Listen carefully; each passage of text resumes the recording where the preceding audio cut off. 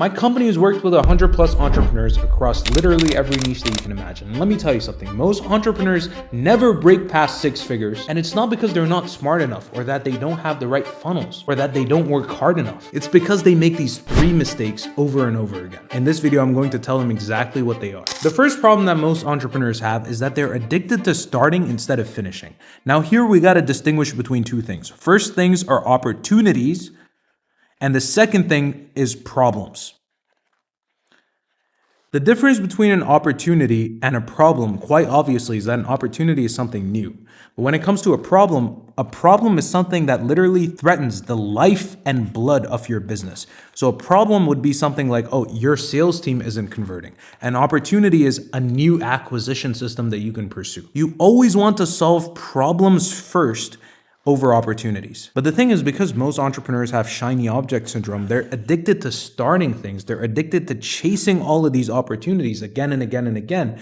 They never actually finish things. And so they just end up scaling their problems and chasing new opportunities, and they never actually let anything compound until it actually yields them results. And that's the main thing, is that you never let anything compound as an entrepreneur if you don't finish what you start. And business is exponential.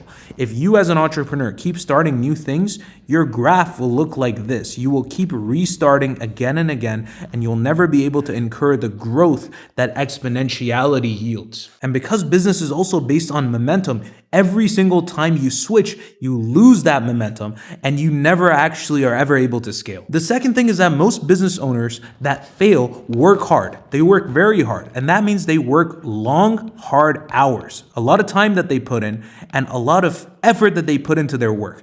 But their hard work becomes completely useless because they're not focused on the right things. And once again, this is an extension of the previous point, but if you're not focusing on the right things, your hard work will be completely redundant. And the easiest way to measure this is just to look at your revenue. If your revenue is stagnant, if your revenue is not growing, that means that you are doing work that doesn't matter. And you can put this in a ratio. It's not about how much you're making, it's about how much you've grown, rather. So the hours that you work compared to the growth that your revenue has incurred is actually how productive you are. And if this ratio is 0, if your revenue is not growing, that means you're not working on the right things. That means you need to prioritize, eliminate, and delegate a whole lot of shit.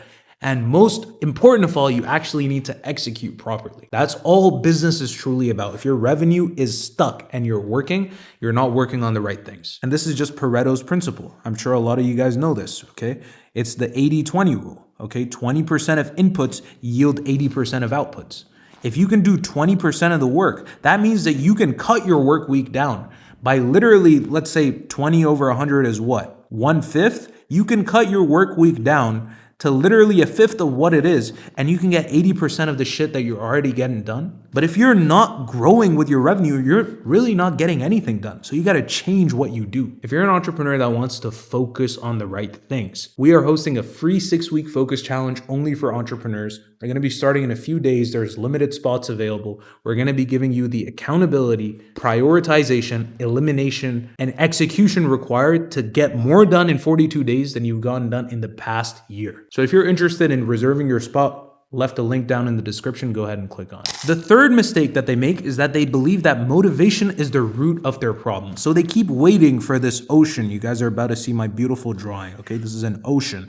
They believe that there's an access, there's some door to this ocean of motivation that if this entrepreneur just accesses, they're going to be able to unlock this motivation ocean. When in reality, motivation oceans literally do not exist. It's fairy tale bullshit. And so they say, no, you know what? It's not even about motivation, it's about discipline. And if you're one of those people, then let me tell you something. If you think discipline just means pushing yourself harder, longer, and this and that, well, I refer you back to the second point we made.